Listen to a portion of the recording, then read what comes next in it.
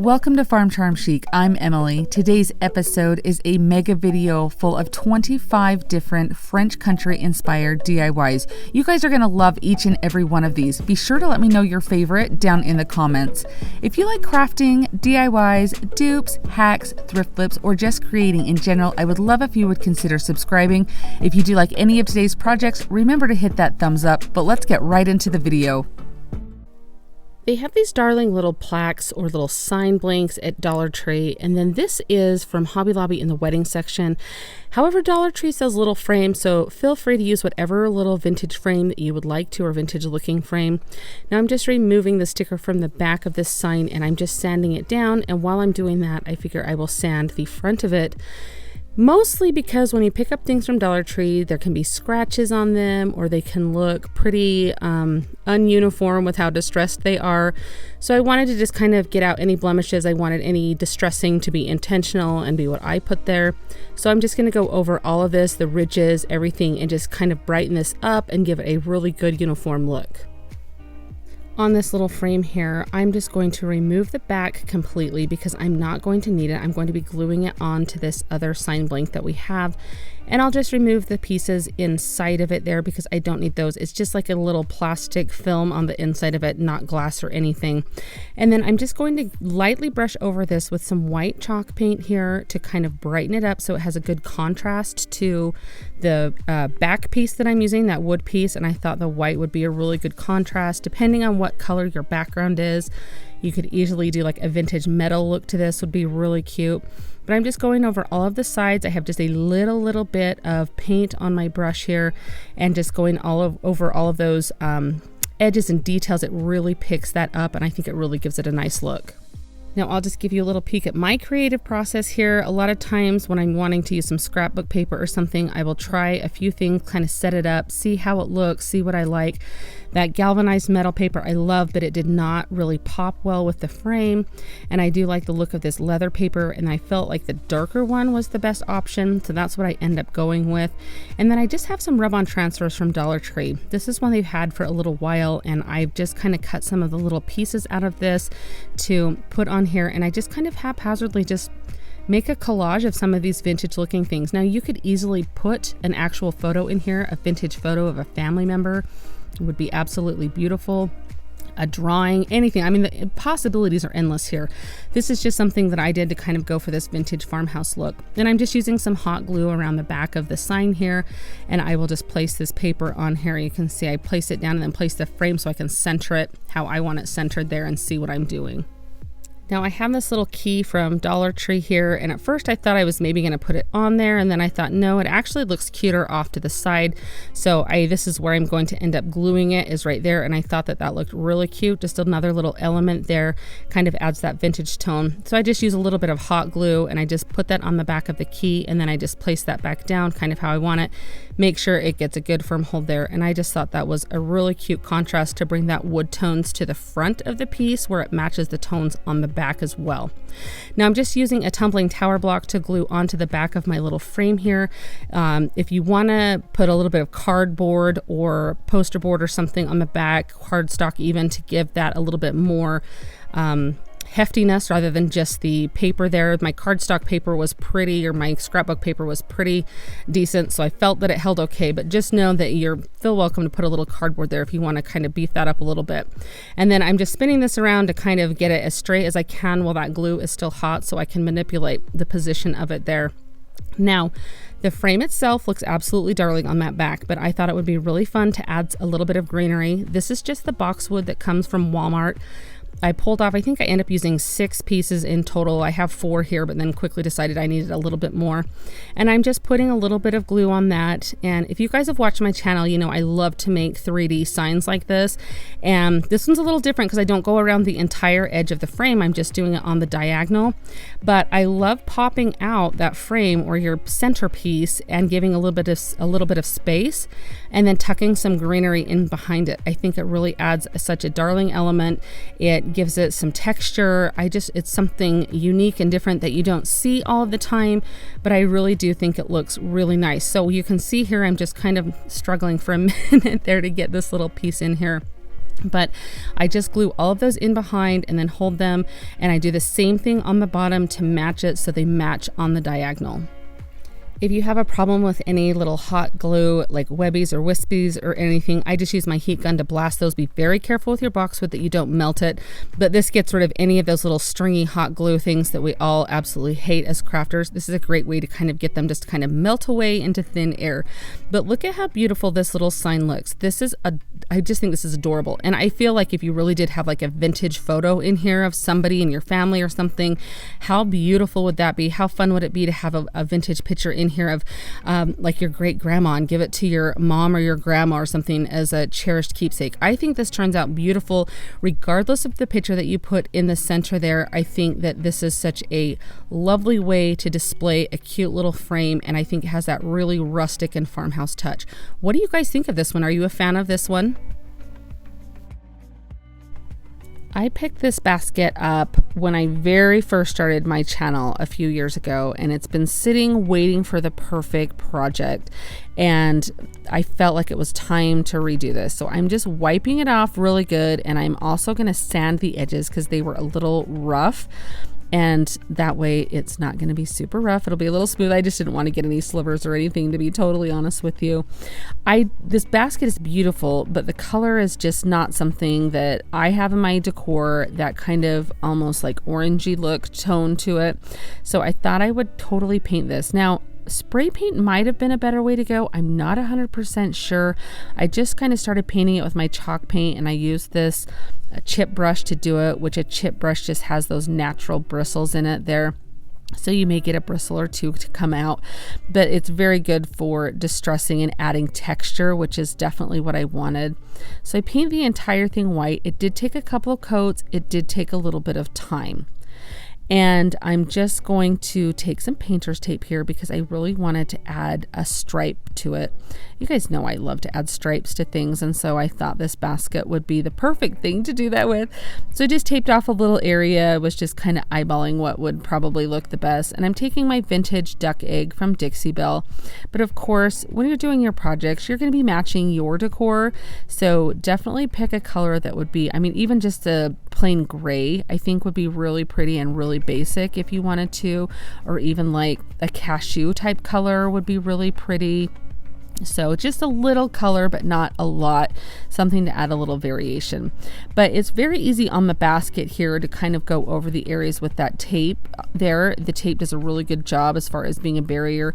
And I feel like where you have the weave of a basket, you've got a little bit of a buffer there in case you did go outside of the lines a little bit. But you can see it turns out pretty cute. And on the top, I couldn't come up with a good way to space my stripes, and so in the end this is kind of what I came up with, and it did end up looking really good. You'll see here, but I mean, it's not the most even of stripes, but I distress it so it looks okay. No, I do go in and distress it though, because I really did want to have that really aged look to this. That little bit of like, this piece came from being around a really long time, has lots of stories to tell. And so I'm just going over with my fingernail file to really get that rustic look to this. And I even go over the basket part here, and you can see where all the weave of the basket is. It really does pick up that sanding and adds that really good texture for that distressed look. And I did take my time and go through all the pieces. And on the white pieces, I will even sand those down to reveal some of the original color. And then I just take a baby wipe and wipe the entire thing down because you get a lot of dust and everything. And I even did the handles. You can kind of see I distressed around the edges of the handles. This piece distressed up so nicely, but I think it turns out so beautiful. I feel like this has such a good French country vibe to me. I love it. It looks like it could just be maybe even like an old sewing basket that like your great grandma maybe had, or just some piece. I don't know. I think this turned out so beautiful, and I'm excited to use it in my home. And I will definitely use this one much more than I will the original color that it came. I don't know if you guys remember back when I got this little sugar mold off of Amazon. I absolutely love it. I've been looking through the antique stores to find one. You can find them at a lot of different home decor stores right now, but I'll leave a link to this one that I found on Amazon. And I had decorated it for spring with some carrots like this. And I'll leave a link to that video if you want to see how I did that. But I am going to change it up for summer. I was so excited to find this on Amazon, and it was fairly affordable, and I just wanted to be able to change it for seasons. So I had just lightly hot glued this little picture on there, and I'm just showing you it comes right off. It looks perfectly great, and I'm just going to update it with a little bit of a summer flair. I have this faux lavender that I got at JoAnns, and I'm just cutting off like 3 little sprigs to go in each of the little holes there. You could easily use anything from Dollar Tree, would be super easy and super cute. Whatever your favorite florals were, you can make it whatever color. Down in each of the little hole sections, I just have some Spanish moss and a little bit of reindeer moss on top to add a little bit of greenery.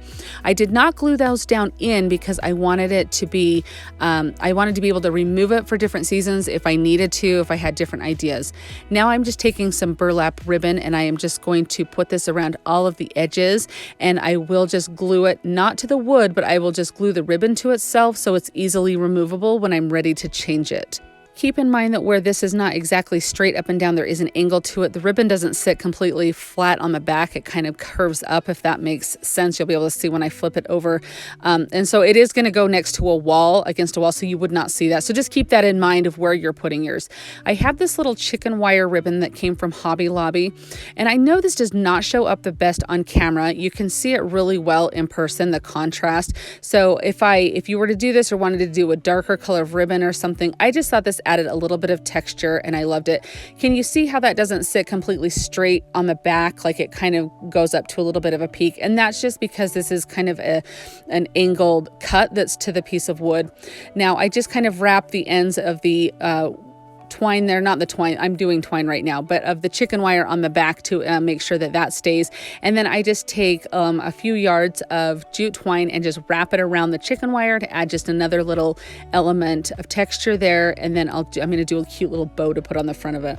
So I'll just tie this off in a knot here, and then I'm just wrapping around my finger some jute twine, and I wrap it around maybe 20 times or so to make a bunch of little loops, and then I'll just wrap a centerpiece around 4 or 5 or 6 times. I'm not really sure. I just do it till it looks good, and then I'll just tie that off in the back in kind of just a little knot there, and I'll use those as the little tails that come down. So I snip those, I make sure it looks good. I'm snipping off the other little tails from that little tie, so it'll have some cute little tails as well, and I just kind of fanned that bow out.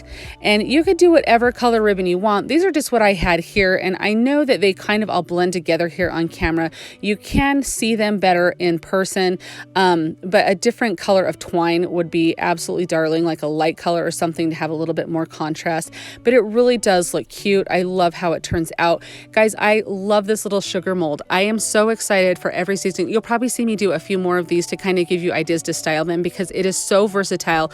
I mean, I think I paid $13 for this sugar mold, and it's going to be in my house all year long, and there's so many different fun things to do. And I'll leave a link to that down in my description box if you'd like to check that out. I was at my mother-in-law's the other day, and she had a pile of stuff bound for the thrift store, and this bucket was in there. And so I'm going to call this a thrift flip because it was on its way to the thrift store and I rescued it. So a thrift rescue. Anyhow, it's this darling metal bucket, and the sign on it was really cute. I'm just checking to see if that handle comes off easily at all, which it did not. And you can see the design is very faded. The colors were probably once really bright. And as I was looking at it, I realized, wait a second, this is just paper that's on here. So I did my best to tear as much paper off as I could. I kind of used my putty knife to go around. There was like a little ridge around the base and the top of the bucket. You can kind of see those there. And I just kind of went with my putty knife to kind of perforate the paper there so I could tear it off as easily as I could, which honestly was not very easy. It was kind of hard to get off. So I just kind of had this idea, I'm going to get as much off as I can or perforate it as much.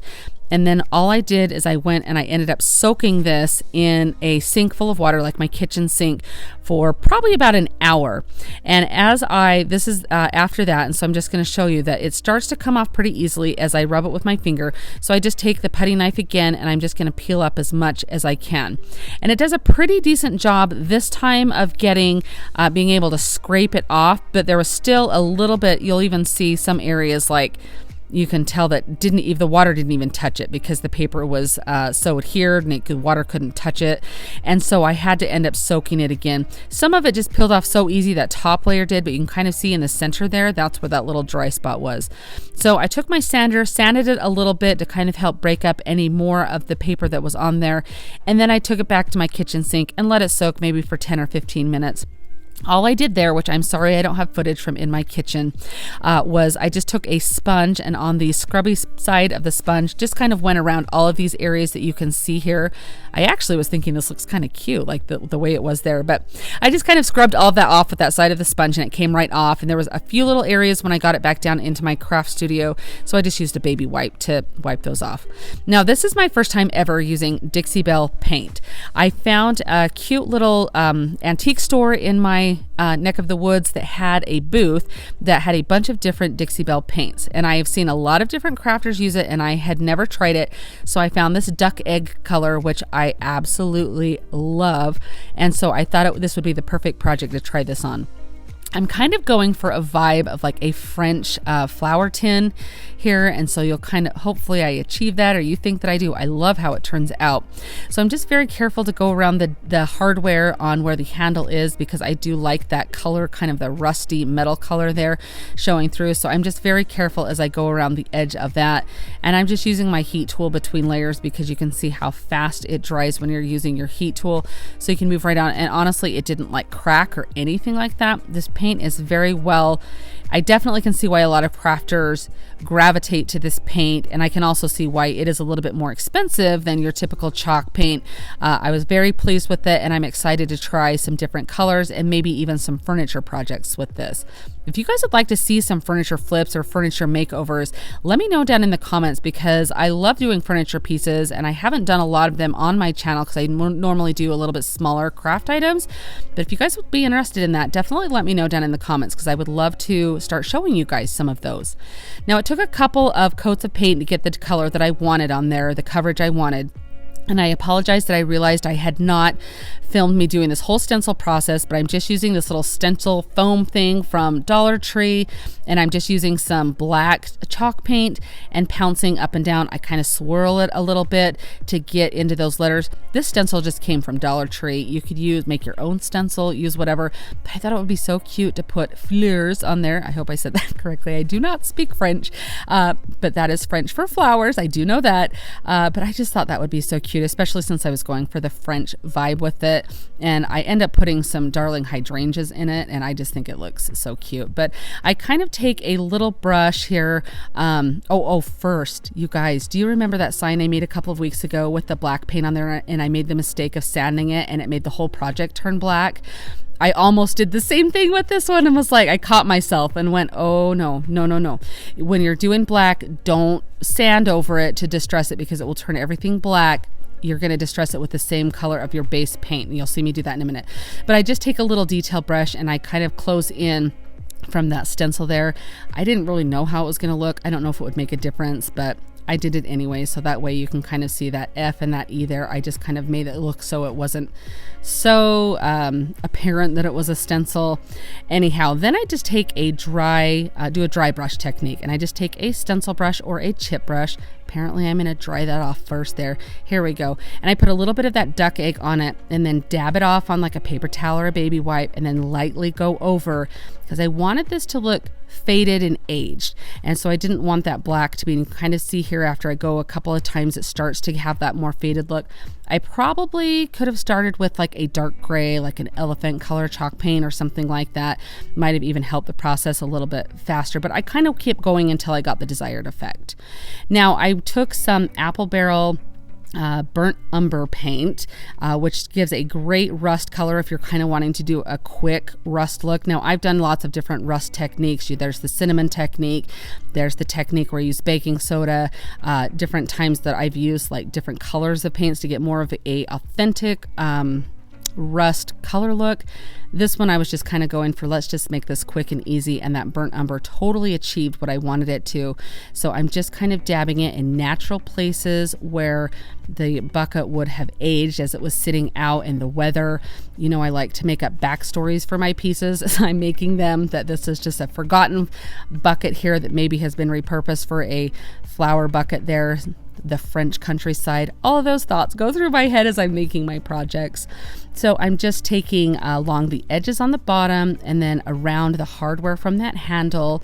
And I love the wood handle that was on here, so I feel like it really just kind of fits in. And I didn't have to do anything to the inside of this bucket. It actually looked really good the way that it was. Now, less is more when it comes to the rusting, so you can see here how everything looks together. Those white hydrangeas, I feel like, set this off. You could even drill a couple holes in the bottom and plant a real hydrangea in there if you wanted to do that. This way I can use this inside or out, but I think this will look darling on my porch this summer. This project is so easy, I think anyone can do this. This just takes a little piece of wood that I have here. Mine is probably about 14 to 16 inches long, but you can make it any length or any width that you would like. Now, if you remember, we had a barn that we tore down, so I have a lot of salvaged barn wood that we have sitting in our garage. And so my projects all today use that, but you can use any type of salvaged wood or any type of wood that you would like. I just got this fabric at JoAnns. It just reminded me that it was very farmhouse with that little almost like ticking stripe through it. I really liked it. And so what I'm doing is I just cut it down to the size that I needed for my board. And I am just kind of tearing off the sides, like pulling those little threads out to kind of fray the edges, to kind of give it a little bit of, you know, a worn out look, I guess. And so just on the sides, I do that with all of the sides that I can. I don't really need to on the bottom because I'm going to be gluing some beads along the bottom. So I just hot glue this to my piece of wood. We're just making a little pocket here because we're going to stick some florals in there. So I used my little brayer and immediately realized probably not the smartest idea because it kind of made the fabric ruffle up. So just kind of lightly press it with your fingers. It will seep through the fabric a little bit, so just be careful. Use finger protectors if you're worried about that. But I just go around 3 edges, the 2 sides and the bottom, to make sure that it is adhered really good. This is why I frayed those edges, is because they're going to be showing there, and so I just wanted them to kind of look like it was an intentional, like, worn out look. Now I have these wooden half beads from Amazon, and they will be linked down in my description box. These are the smaller, like a really small size, so I'll try and link the size down there of these, because I buy these and I buy the little bit bigger size, but these I want to say, I don't really even know, 8mm maybe. I'll check and I'll put that down in my description box. But I just put them in a little Ziploc baggie there, and then I just put a little bit of antiquing wax and I spray some water, and I'm just kind of gonna zhuzh these around, get them all kind of stained there. Doesn't have to be perfect or exact. Remember, we're doing a farmhouse look here. Everything's kind of supposed to look salvaged. So, and this step would be completely optional. I just thought it kind of dressed it up a little bit. After you dump those out, I just dump them on a baby wipe. I pat them down with a paper towel or another baby wipe to get all the excess wax off of them. And now I'm just taking my heat gun and I will just kind of dry them off a little bit. Now you can space these out in any length that you want. You could even just put one on each of the 4 corners, would look cute. I kind of just went around all of the edges, kind of spacing them maybe like a 1/2 inch. I just kind of eyeballed it, and you can kind of see it's not exactly perfect, but that's okay. It doesn't need to be. So just know that. Now I have these florals that are from Dollar Tree. I just love this little, I'm not even sure what this is called. I should have looked at the tag, but I think it drooping over just really adds something to it. I love it. And then I have these 2 other little spring kind of purpley colored on the floral there, and I just thought those looked great. Now I thought the front looked a little bare, but this is completely optional. You would not have to do this. It's not bare enough that it's going to be like stark bare, but I decided to make a little sign to go on the top. So this is just a plank of wood from a pack that you get at Dollar Tree, and I'm just going to add some chalk couture stenciling to it. Now you certainly don't have to do chalk couture on this. That is just what I chose because I am fairly new to it and I am loving everything about it so far. But if you had a cutting machine, you could easily use that. You could use stencils, you could use rub-on transfers, water slide decals, print on tissue paper. There are so many options now to do different types of designs on things that you're not just kind of like cemented into one idea or out of luck if you don't have one particular way of doing things. This particular transfer came from Chalk Couture's monthly club that you subscribe to, and they send you a transfer every month. If you want more information about that, check my description box down below or just message me. I'll be happy to answer any questions. But I just took the word farm and sweet and did farm sweet farm with that adorable windmill. I thought that looked so cute. Now I'm just sanding around all of the edges, and I sand the front of that design because I want it to look weathered and worn out. Then I just take a baby wipe, put it on my finger, and get a little bit of antiquing wax and just kind of run it over all of the edges and all of the corners. Where you sand it off, I sanded off that paint that I had painted this with. That wood is just going to allow that wax to seep into it and give it that really aged look. And then I just take some hot glue and I just glue this onto the front. Now, again, this step is completely optional, but I just really think it adds a lot to it. I think it turns out beautiful. I love how this looks. You can add a little thing on the back to hang this with if you wanted to even like staple some twine into it or something, or rope, or hang it that way, or just use it to prop up against like a backsplash in a kitchen or on a shelf somewhere. I love how this turned out. Please let me know what you think of this one down in the comments. Are you guys on Instagram? If you are, I would love if you would come and find me. I am Farm Charm Chic over there. I'll leave a link down in my description box so you can easily find me. But come and see what I'm working on. I post there quite a bit. I like to show you things that I'm working on or when I have videos ready. It's just another place to stay in touch. So if you do come find me, remember to send me a DM and say hi, because I do love meeting new friends.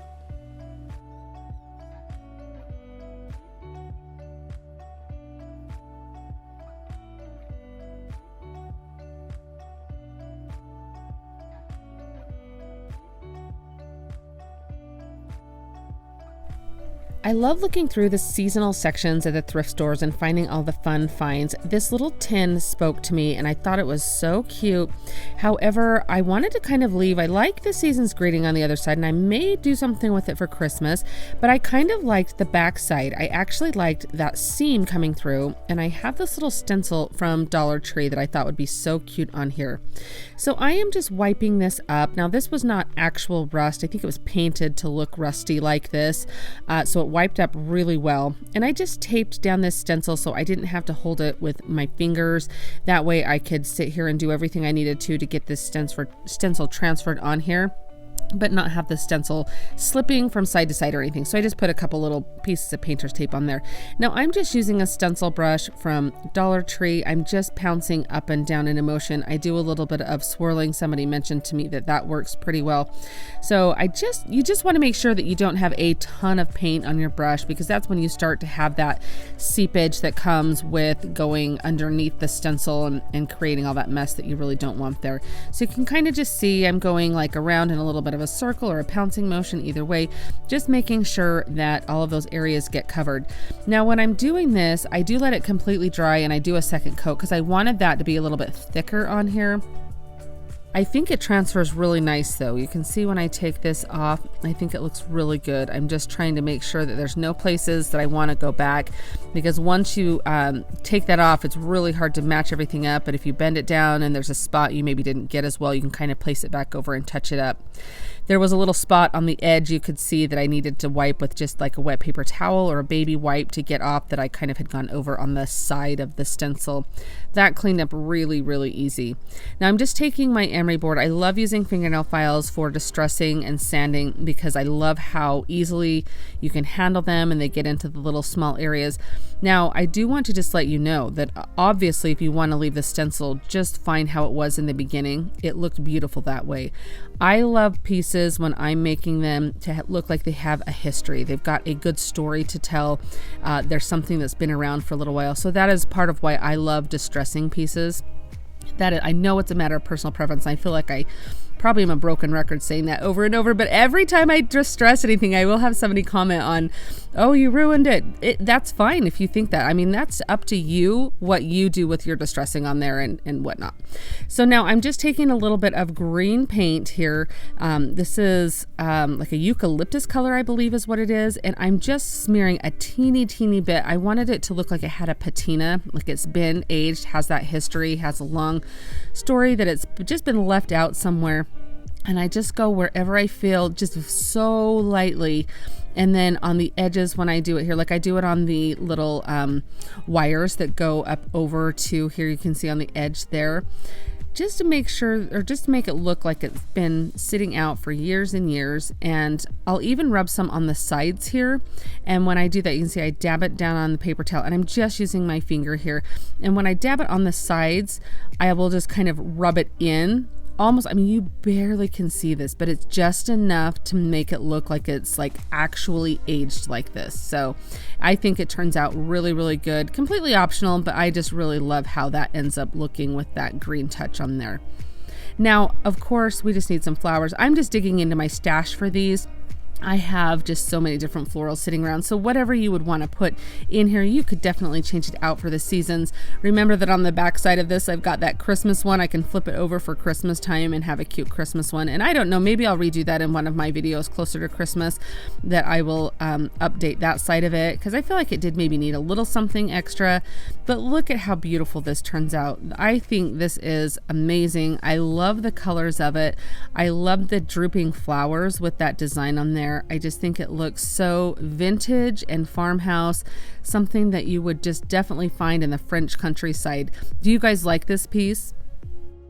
In my stash, I have several of these tags. I feel like a lot of times they come from Christmas time. I've noticed Dollar Tree starting to carry some blank ones for you to use. This one I think came from Dollar General, but I made a tag a couple of years ago on my channel with a beaded garland, and it has honestly been one of the most popular DIYs on my channel. So I thought I would kind of do a different take or an update on just a cute little tag to have for your decor, whether you use it into your trays, whether you just use it as an accent piece, but that's what I'm doing here. Now, the paper didn't tear off the front of this as easily as some of the other ones I've had, so I'm just using a little bit of water and I'm just kind of moving that around with my finger and my putty knife. This is just getting all of that glue and residue off, so I have a completely clean surface to work with. And then I'm just going to give this a basic coat of white paint. Now, as I was doing this, I took some of this paper here and I started kind of distressing it with that to give some texture to it. I really like that, kind of like almost like a wet distressing here. And then my putty knife as well, I kind of use that to kind of rough it up because I like that look. If you're not a fan of that, then you'll just skip that step. Now, in my stash, I have a lot of chalk couture things. There's some information down in my description box if you're curious about chalk couture, but it's just kind of like screen printing or stenciling. So I'm just taking, this is some script that I have here, and I love this. I thought this would be really cute. I love kind of that script in the background on some pieces. And so you first put it on your little fuzzy mat there, and it's going to help it so it doesn't tear your paint up when you rip it off. I'm sure we've all been there with like Cricut or something when you peel up that transfer paper and it tears half your paint up. So it just kind of stops that from happening. So once I decided the position I wanted this script to be, I wanted it kind of be a little bit at an angle. I thought that looked really cool. I'm just taking a light blue color here and I'm just scraping it on and then just kind of cleaning it up here with the chalk paste. And then you'll just peel that back to reveal your design. And I thought that looked so lovely. I really like how this turned out here. And then these also came in the same collection. You could do whatever you wanted. If you have don't have chalk couture pieces, the transfer stuff from Dollar Tree would work really, really good. I know at the craft stores in the scrapbook section, you can buy kits that have all of the different like 3D embellishments and things. I mean, just use your creativity. This is just to give you inspiration here. I really loved the postage stamp on here, and I loved that it said number 34 because I don't know how Cricut, or not Cricut, but Chalk Couture knew this, but 34 is like my lucky number. I don't know why, but that's just been a number that's kind of stuck with me. So I thought it was perfect to use on this. So, you know, if it has no significance to you, that's great. But it did to me when I saw it. I thought, okay, I'll try that. So I thought I would put a little ticking stripe on the bottom because it needed something a little extra. And when I did that, I felt like the top of it needed something too. So I'm just using some washi tape from Dollar Tree and using that as my barrier there so I could have these crisp lines. And I just did the top in the gray. Now I have these beaded garlands here and I'm trying to decide to do the darker or the lighter. Now I chose to do the darker, so it's a matter of personal preference.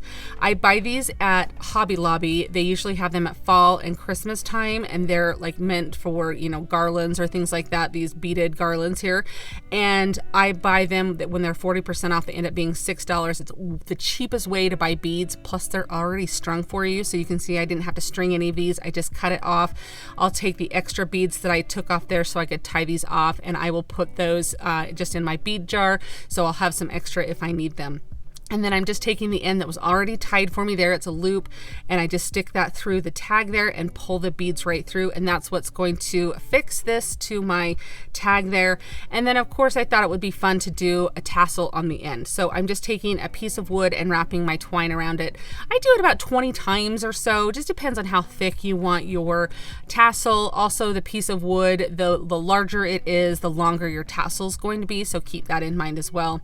And I just slide that off of the wood there, and then I'm just deciding where I want to make the neck. I've learned that there's the neck of the tassel, and the top part is called like the head of the tassel. And so I stick just a little stencil brush through there to create where that neck and the head of the tassel are. And then I just wrap the twine around, so that way I can make sure I have a big enough loop in the head of the tassel there. And then you just cut the ends off there. And I'm just tying this onto the end of the beaded garland, and you just want to make sure to get the ends as even as possible. I'll straighten them out and trim them, and then I'll put them in a different position, straighten them out and trim them so you can get as flat of edge on the tassel-y pieces there. And then I like to put water on mine. My sprayer wasn't working, so I just dumped the water on here, which worked fine as well. And I just flatten it out, let it dry, and then you can fluff it up. But I think this turns out so cute. This is going to be perfect, a little accent piece. I love having these as a piece of texture in my decor, and hopefully you guys like this tag as much as you liked my other tag. I would love to know your thoughts on this down in the comments. I am so excited to show you this particular DIY. I think this turns out so fun. I'm going to make a little bird cage out of these emery boards and some spindles that I got on Amazon. So I do take just this little round wood platform that you can get at Hobby Lobby. I think I've seen them at Dollar Tree. I know you can get them at JoAnns. I happened to find mine at a yard sale. Somebody was selling a whole box of different shapes of these, so I snagged that up so I'd have these. And I just take some wood glue and I glue a 4-inch insert, the inner portion of an emery board ring, to that. And then I'm taking these, I believe they're 5-inch spindles that I got on Amazon. I will link them below in my description box for you so you can find them easily, along with the emery, or not emery boards. Oh my gosh, you guys, the embroidery hoops. So anyway, I just take each of these spindles and use a little bit of hot glue, and then glue them all around, use a little bit more hot glue for some support. And then I take some wood glue on a little craft stick there to spread it onto each of the top of the spindles.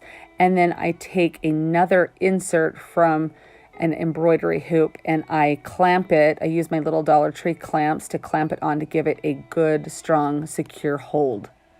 But before I do that, I am going to use a little bit of hot glue. That's just going to give it that little bit of temporary quick hold, so that way it will dry quickly and then the wood glue can finish drying. The next thing I do is take some embroidery hoops and kind of fit them in and mark where I need to cut each of these. That way I'm going to cut 3 of them to make the top to the bird cage. And so I will kind of fit them in and I'll draw a little bit of a line where I need to cut. That way I know how tall I want the top of the bird cage to be. I will tell you from my experience that if you plan on putting like a little teeny potted plant or something in this, then definitely do not glue these in now. Just kind of dry fit them in, and then when you'll go and spray paint this, and then you will put your plant in and then glue the top on, because it's very hard, depending on how much space you leave between the spindles, to get things in and out. I did learn this the hard way, so I'm just passing on my knowledge to you. And then I did clamp the top because I did put a little bit of wood glue there to help keep it all affixed together. But after I take off all of the clamps and everything, this is what it looks like. I'm loving it. I do have this little teeny finial that I bought in a pack of 2 or 3 from Hobby Lobby. So I just use a little bit of wood glue on that to get that glued right onto the top.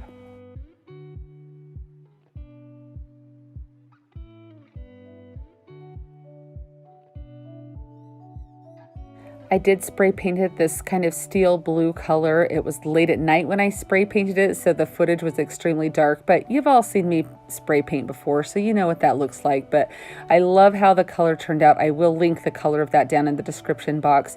But I take just a little bit of the plaster Waverly chalk paint and dry brush this on to give it that little bit of weathered look. And I love how these two look together. I love this color of the steel blue And I think that that little bit of dry brushing on it really brings out the details of those spindles as you go around. And I do just make sure that I get the inside of all of them and everything. And of course you'll do this step too before you glue the top on if you're going to put a plant down inside. And then after you finish this, you can go ahead and glue those in. But I just really think that this white on top of this blue, it just really sets it apart. I think it makes it look very high end. And like, I'm seriously so excited to use this in my decor. I think it looks so cute. Here's everything completed with the little plant inside of it. This is just one of the little plants that I got at IKEA. They come in like a set of 3. I think it looks so fun. This is just absolutely charming. I think it's going to be so cute. What do you guys think of this one? Are you guys big into bird cages? I absolutely am loving them right now.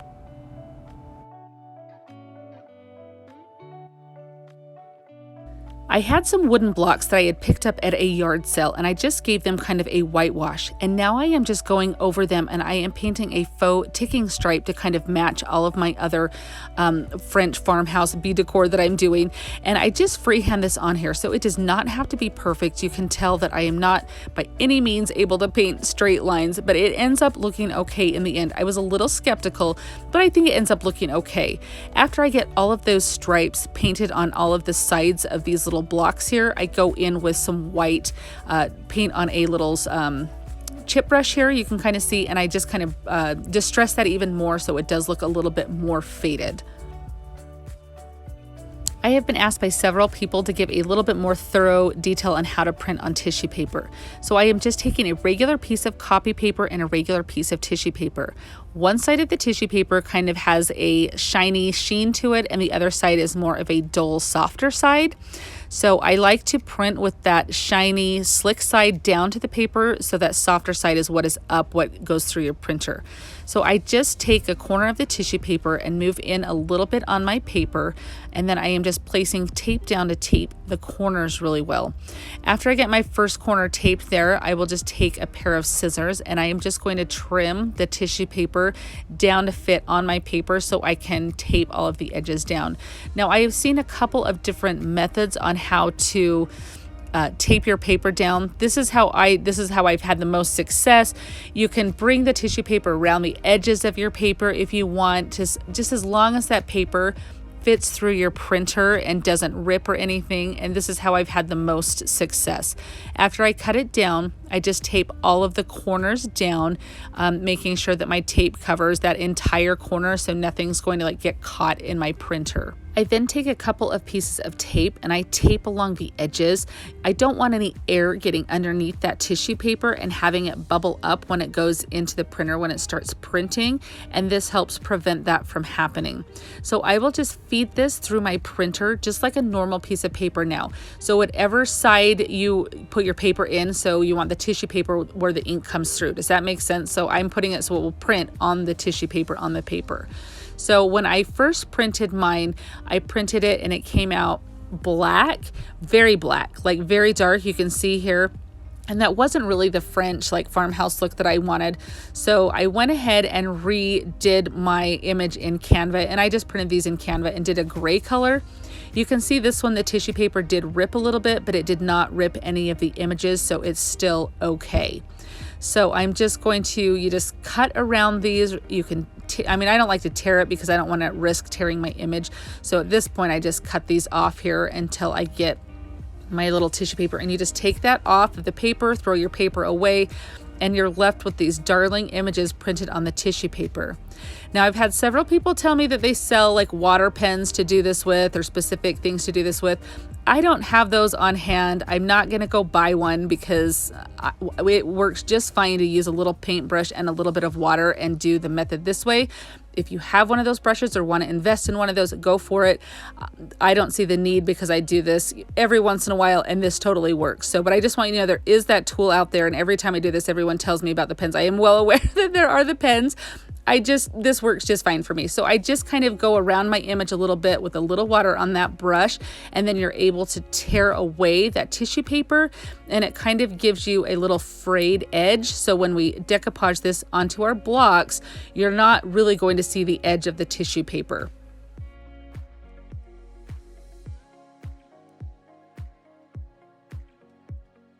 So now I'm just taking some decoupage on my brush. I am using a matte decoupage and I am just putting it all over my surface there very lightly. And I am just using, I'm not really sure what this little tool is called here. It came with my Cricut accessories, but I love it for this because then I don't get my fingers all messed up. And I just center it as best I can. And then using my finger, my dry finger, I'm just kind of pressing it around from the middle outwards to kind of have it not have as many wrinkles. And then once I get to that very outward edge, I use my brayer to kind of get that cemented down on there, if you will. And that helps smooth it all out. And then I go around the edges with a little bit of decoupage first. I let that dry, and then I will go over the entire image with a very, very, very thin coat of decoupage to help protect it and help it so it doesn't like rip or anything like that. Now do be careful when you're using your brayer on the tissue paper because tissue paper is a little bit more sturdy than a napkin is, so it can handle a brayer a little better, but you do run the risk of tearing it, so just be very careful with that. Now the wonderful thing about this is when you first place it on there, you can kind of see the tissue paper outline, but as you do the decoupage around the edge and you do the decoupage over the top of it, literally that edge vanishes. Like it looks like this is either printed on there. I love how this looks. I love the water slide decal paper. You could easily use that for this project, but I feel like this, you don't get that sheen like you do with the decal paper. I think this is such a wonderful trick. And look at how beautiful these little blocks turned out. I think they turned out so cute. I think they're that perfect touch of farmhouse and French country. And if you wanted to place images around all sides of them, you easily could do that as well. It would be fun to have some different themes on all the different sides of them as well. This item has been sitting in my thrift flip stash for some time now, and I thought this would be such a fun project. I wanted to make this little fleur-de-lis stand here look kind of like aged metal or old kind of metal. Hopefully I achieved that. You can kind of see it's been painted before. There are some drip marks on there. So I do clean this up really good, wipe it down really well. I also go in with some sandpaper. I sand anywhere that there are paint drips on it. Now I can tell that it does kind of have a little bit of a crackling look to it where it's kind of been aged already. And so I kind of thought that that would work to my advantage. I do decide to put some Mod Podge on here to give this some texture because where I saw so many drip marks from the paint before, I wanted to make sure that I had a good surface for my spray paint to adhere to. The trick to avoiding that when you're working on slick pieces like this, if you can sand them, that helps. And then also very light coats of spray paint. I just love using this hammered metal spray paint. This is Rust-Oleum. I've also used Krylon's brand before.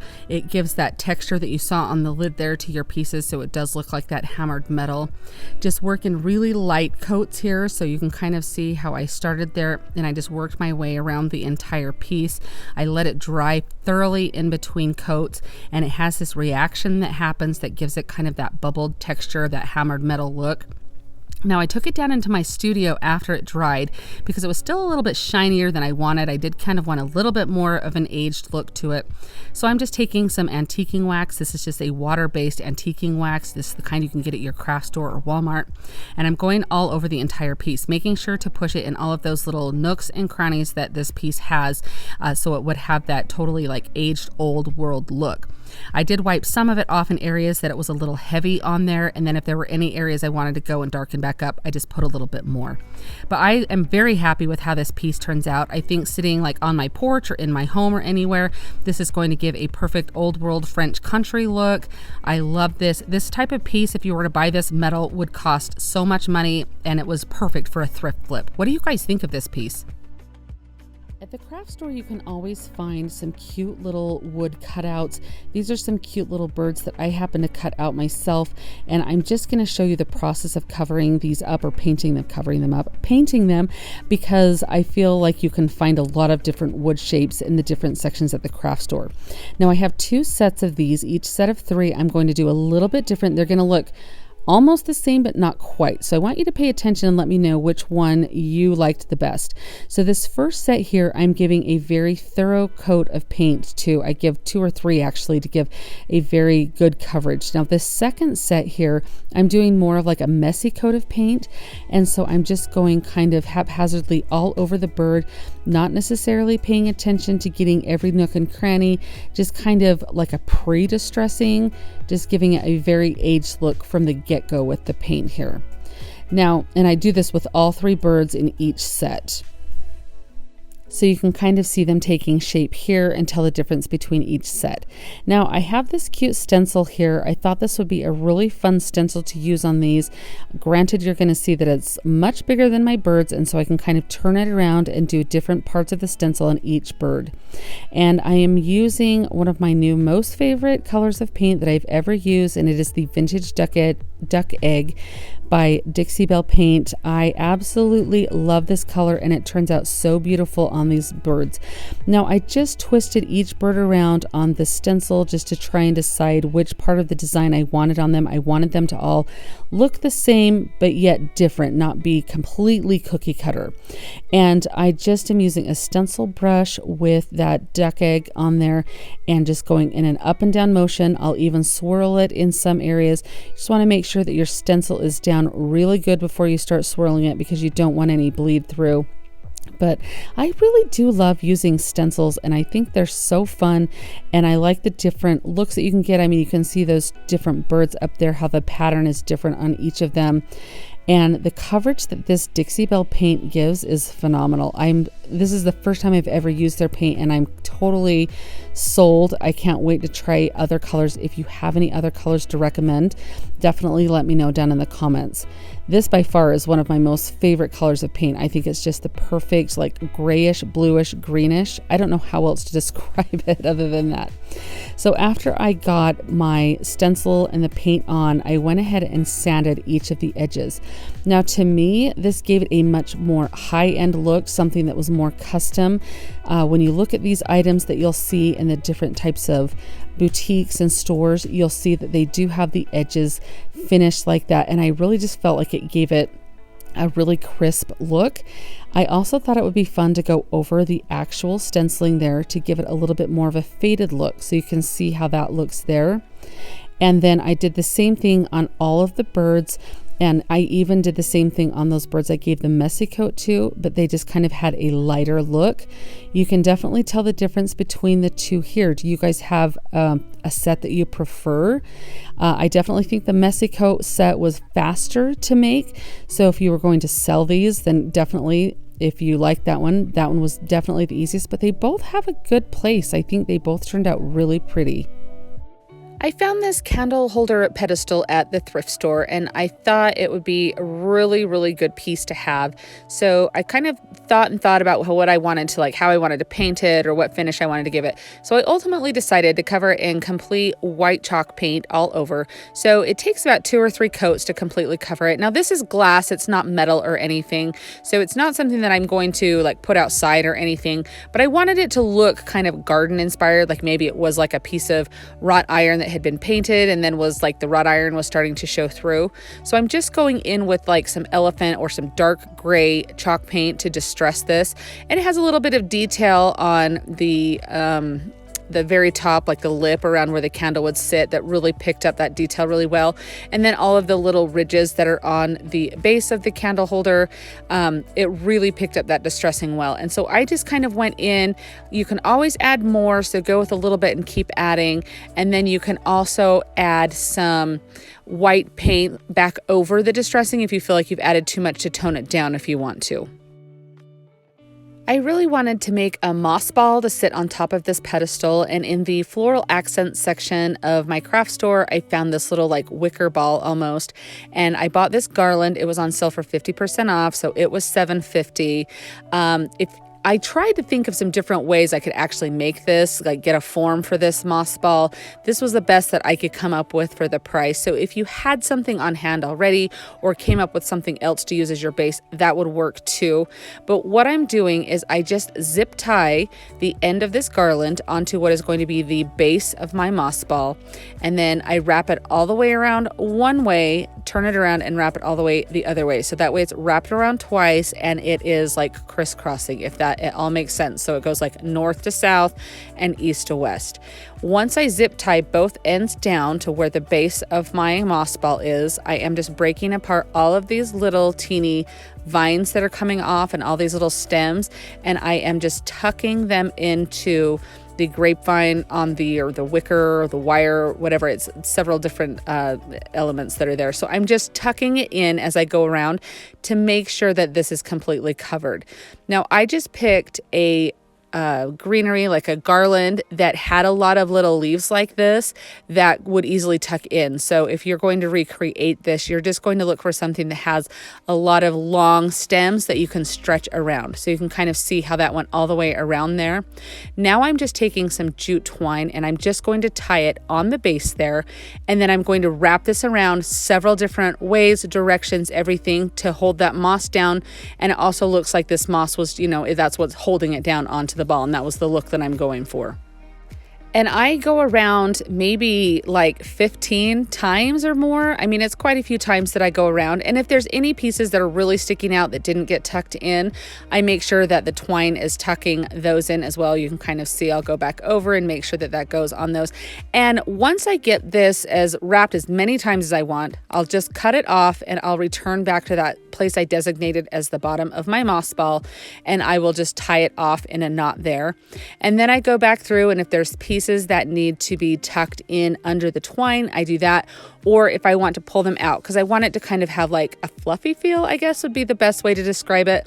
So I go through and you can kind of see me here, I'll pick some out. So that way the twine is a little bit buried inside of there, if that it all makes sense. This is the look once it's finished. I love how this turns out. I have seen these moss balls go for like way more than I paid. I absolutely love how this turns out, and I feel like it has such a good spring and garden vibe. I would definitely love to hear your thoughts on this one down in the comments. I have this little wooden box that was a planter box that a potted plant came in, and since the potted plant has probably died, let's be honest, but I'm going to make this over. I want everything today to be kind of white and chippy, fresh, farmhouse with some greenery. And so I'm just taping off the rope handles because I do like those. And I am going to use Rust-Oleum's linen white chalk paint. I do like this chalk paint a lot. I use it on all of the furniture items that I end up painting. I am currently out of my Waverly white chalk paint, so I decided to pull this out and use it. And I forgot how much I really do like this. So if you are looking for a new type and you haven't tried this, I highly recommend it. So I'm just going through here and giving this not even a full coat. It's just kind of sparsely putting it on. I'm letting the wood show through. We're wanting this to be very chippy and very weathered looking. But I'm going to do all sides. I'm going to do the rim around the top as well. And then I will also go down about 1 inch at the top. So if you can see into it, you'll still see that white paint.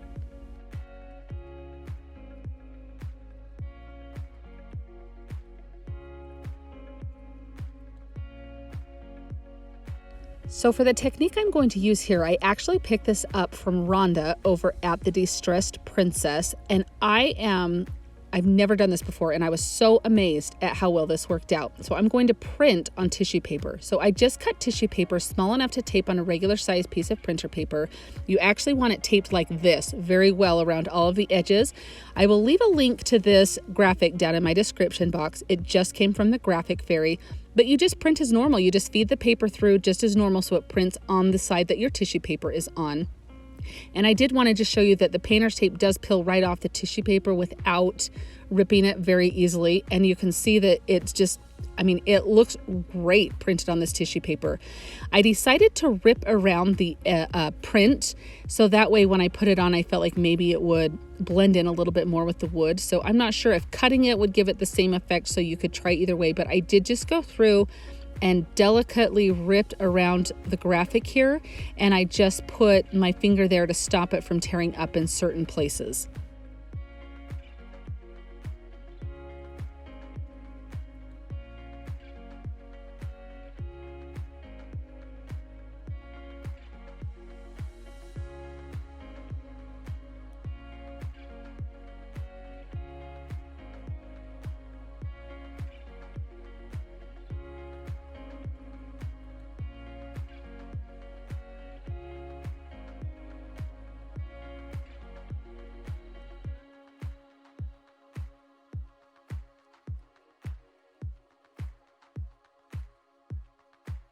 Now I'm going to center this on my box. And what I do first is I lay down some Mod Podge. And of course with Mod Podge, you go to pour just a little bit and like a ton comes out, right? So I just spread this all over the whole box, and I am using the matte Mod Podge. And I center this, I eyeball it. You can be as exact as you want on this. And I just lightly press it down with my finger to make sure that it is kind of down. There's no air bubbles, kind of rub those out, but I'm being very delicate to not rip the tissue paper. And then I take my Mod Podge roller that I recently got and I roll over the top of this. And guys, this totally made the difference. It looks like this is completely just printed onto the box. And I do roll over it really well a few times to make sure that is down. And then with the leftover Mod Podge on my sponge, I just go around and get the edges to make sure that it stays down. But look at how amazing this looks. I think that you can't even tell that it's printed on any type of paper and put on there. It looks so good. And if you don't have a Cricut, this is a great alternative. I will leave the link to the graphic down in my description box. I picked up this darling little birdcage and pedestal and apparently some glass beads at a recent yard sale that I went to. And I got a whole box of stuff for just a few dollars. And I was so excited about this birdcage because I loved the look of it and the structure of it, but I just the color was not doing it for me. And that's what's so fun about thrifting and yard sales is you get to find these structural pieces that you think, oh, if this was just a different color, I would love this, because things like that are so easy to change. Now I'm taking a wax candle and I am just putting it in the areas. You can see on this piece, there's some distressed areas already. That's how it naturally came from wherever this was originally purchased. And I don't want that green color to show, but I really wanted to have some of that brown distressed areas pop through. So I'm just very heavily taking this wax candle and rubbing it on there because I wanted to make sure that that was the areas that when I distress this, or I'll show you what I do here in just a minute, that those are the areas that pop and that come out, not the green. So I took this out to my studio and spray painted it. You guys have seen me spray paint a million times, so I didn't feel like I needed to bore you with that footage. But what I'm doing now, and I did just use a matte spray paint, but any kind would work.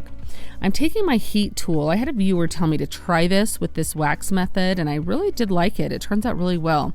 I just hold my heat gun until it heats that wax up underneath the paint and it starts to melt, and then you're able to wipe away the paint, and then it will thus show that little distressed base there, where the brown was, not the green, because I didn't put any of that wax where the green was because I didn't want that popping through. There might be a little bit of green that comes through on one or two of these little areas, but you can't really tell.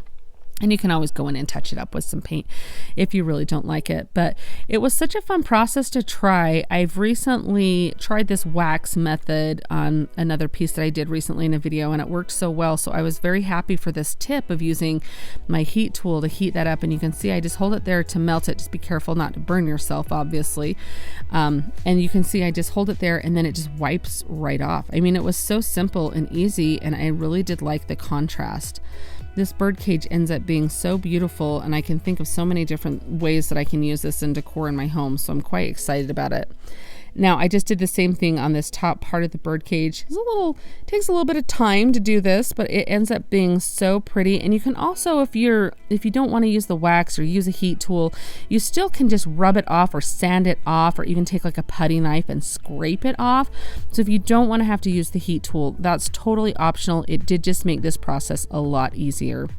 But I think this birdcage turns out so beautiful, and it's one of those pieces that's kind of a staple piece to have, that is kind of timeless, and I think that it will be beautiful in my decor. Do you guys like this one?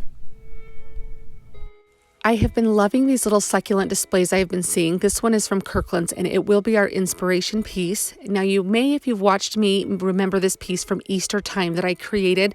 I had this little drawer that I found at Hobby Lobby on clearance, but you can use any container that you might have, such as this one from Dollar Tree. I have even seen these dough bowls are everywhere. I have a good link on Amazon. I'll leave down there for you to find them inexpensively. But I've seen a lot of different displays in those. Even these little boxes that you may have seen like in your thrift store or from floral arrangements. I have a video where I redid that one. I can leave the link to that as well. But I'm just going to use this piece from Easter so I can have it be more of a year-round piece. So I'm just going to remove these eggs that I had put on barbecue skewers. Now, if I decide to, at Easter time, slip these eggs back into this piece, I can easily do that. So I'm just taking a bunch of different succulents that I have. Now, these came from a combination of Dollar Tree, Amazon, and Hobby Lobby. I'm going to start with this taller piece right here because I feel like that kind of gives a little bit of height. So I'm starting with that. And then I also have this one, I think this is called like string of pearls or something in the succulents world. I'm not 100% sure, but I'm just going to slip this down here in this corner kind of opposite from where my height is to kind of give a little bit of drooping and swoopness, if that like coming down, cascading over, if that makes sense. I felt like that gave a really good balance. Now I am by no means a florist, an arranger of florals or anything. You guys know that I kind of just do what looks good and what's pleasing to my eye. And that is what is so wonderful about this is you really can't do anything wrong. As long as you're doing it to what you like, you're going to do a fantastic job. I'm not hot gluing anything into this arrangement right now, so I can change it out if I decide to. This little box does have a layer of styrofoam that I glued in there. In fact, I'll leave a link in my description box of the original video so you can see how I set this box up with the styrofoam if you're interested in that. But if I do want to replace those eggs or anything else in there, I can take these out, or I can switch things around if I want to. Now, if you guys have never heard me talk about succulents, I always pick some up at Dollar Tree. Their succulents for $1 is great. However, on Amazon, you can find the most beautiful succulents that ends up being about $1.25 to $1.50 per piece of succulents, which now that Dollar Tree is $1.25, it makes it much more comparable in price to those, but they are so much more realistic. And like the string of pearls that I got that is drooping over the edge was part in one of the packages that I got. You get some really good different variations. So I'll leave a link to that as well if you're looking for some really good alternative to Dollar Tree succulents, because I feel like you get the same like 4 or 5 different pieces there. It's really hard to find some of the different variations. And in the packages you get on Amazon, you get a lot, and I feel like it's very comparable in price. Just make sure that you're turning your box or your little container all the way around. Get it from a 360 view to get all of those spaces filled in. Now here is a look again at the Kirkland's version, and here is a look at the version that I recreated. I love this. I love the fresh feeling that it has. And honestly, like this maybe was about $25 to recreate, but the original pieces I have seen go for well over $100 to $200 depending on how big they are. What do you guys think of this? Do you like the succulent arrangements like this? They are becoming one of my most favorites. I have a series of frames that I have picked up through thrift stores, flea markets, garage sales over the years, and so I'm taking 3 of them to do this project with. This one was already kind of a cream colored, but I wanted it to be more of a bright white, so I am going over it with the linen white chalk paint by Rust-Oleum, and I just go through and give the entire frame a really good coat of that to brighten it up. Then I just take a baby wipe, and you could use a tissue, anything, and just kind of rub off the raised area of this to kind of expose that through and look aged. Then I'm taking this pink frame. I picked this up at a thrift store years ago. It hung in my daughter's room for a while, but she's just kind of over the color pink now, so I'm gonna make it Farmhouse. So I just give this a really good, it takes a couple coats to cover that pink. That pink was really dark and really bright. So I just go through and cover all of this with the Waverly, this is not Waverly, it's Rust-Oleum linen white.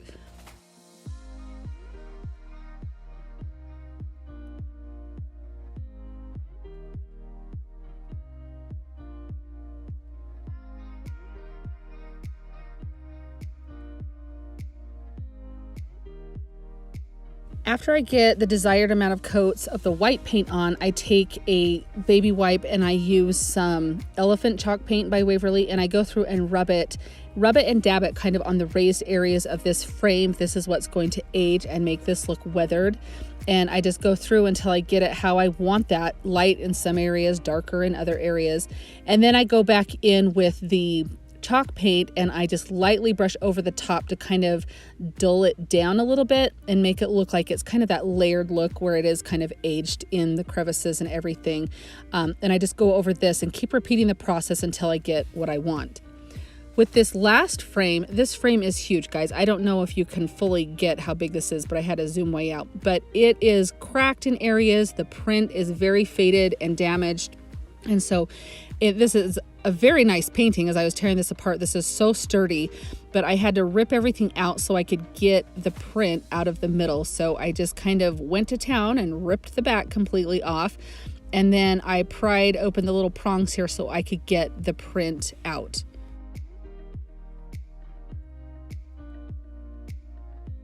You can see that the print is faded. It's got some permanent scuffs and marks on it. It's just not my style, so I decided that I'm going to try something else with it. So I do go over this frame. This also took several coats to get it to the desired white color that I wanted, but I just used the chalk paint. And then to age this one, I go through with my Emery board and I sand all over, kind of on the raised edges, and then I will kind of go in on the flat parts and I will really kind of scuff it up a little bit. I really wanted this to look very, very chippy. I'm going for just that really chippy white look with all of my projects today.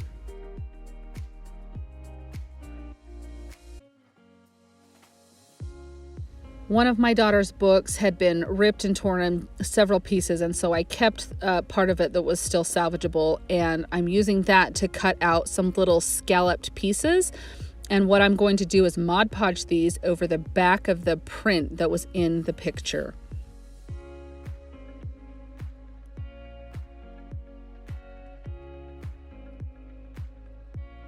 So I start by just putting a line of Mod Podge down and kind of spreading that out. This is very simple, very basic. You just take each little scalloped piece and I'm going to place it down and that way, and I just kind of go through in layers. I do like this row and then I move on to the next row and get it so it's completely covered. And then I kind of offset the next row. You can see me do that here. So I just lay another row of the Mod Podge down and then go in between the scalloped layers on that other edge. And I do this through the whole thing. I do go over the edges, as you can see, on the sides and the top and the bottom, and I'll go through and cut those off once I'm done.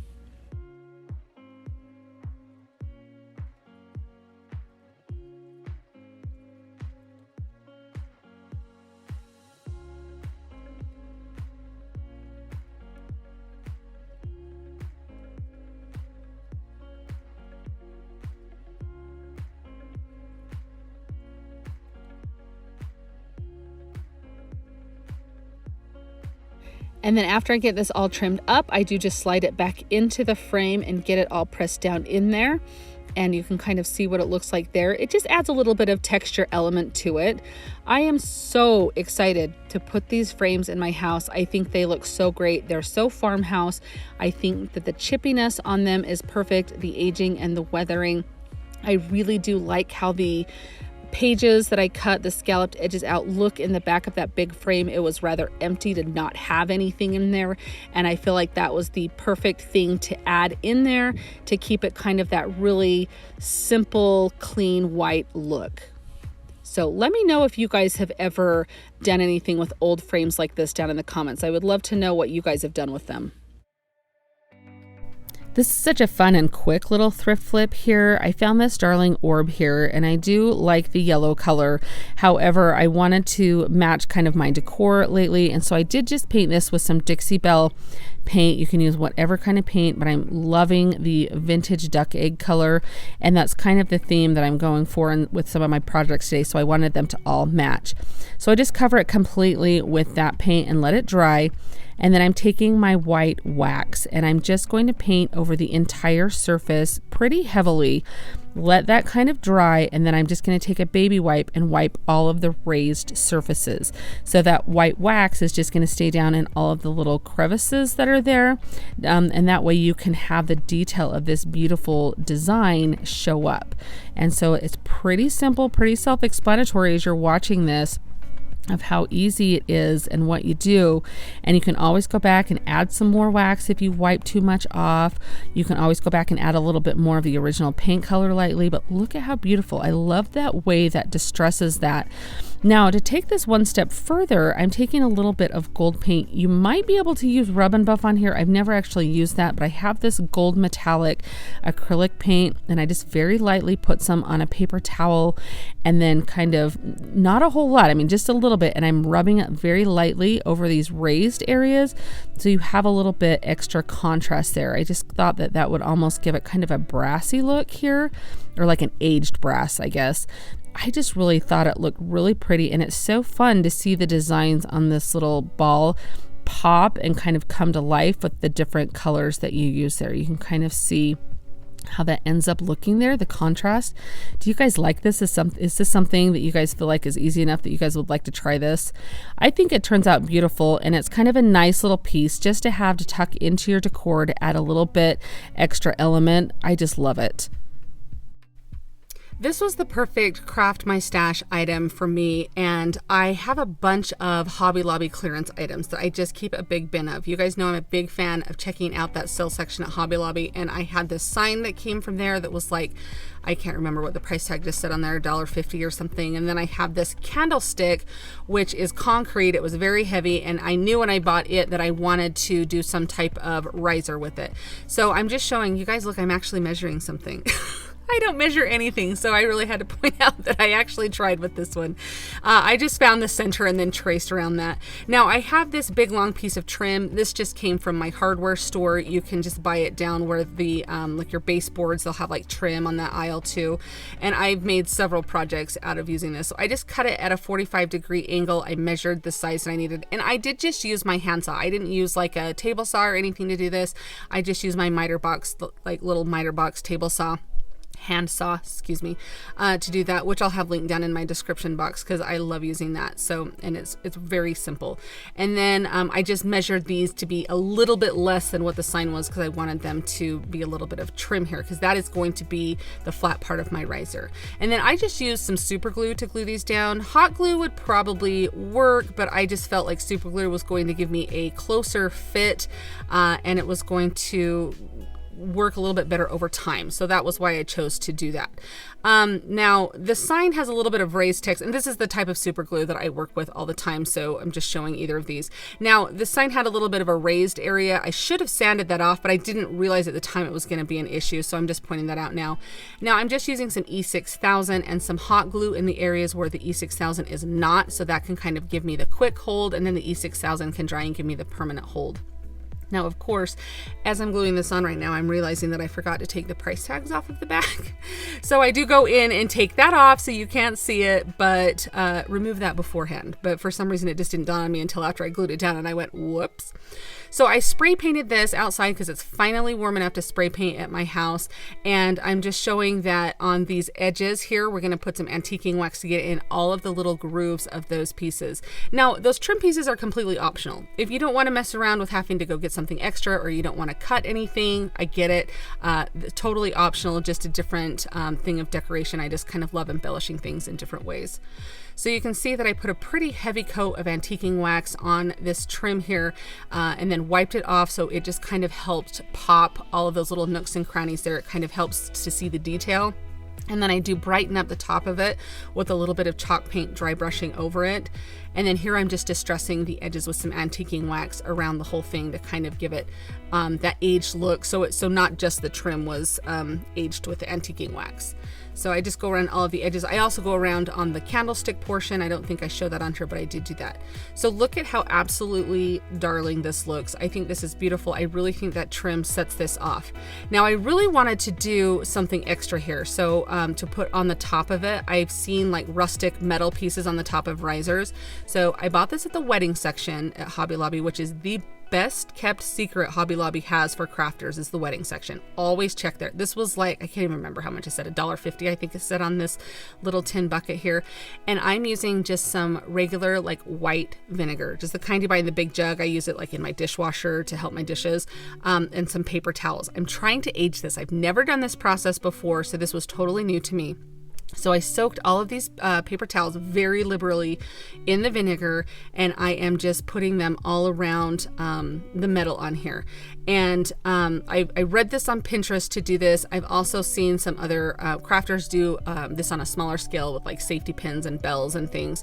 And so I'm just like, you can see here, I'm just going to set that down. And I did this, was probably about noon that I put this on here. And I came and checked this. This is probably about 5 in the afternoon or the evening. And you can see how much rust is showing on here now and how it's dulled down that shininess on here.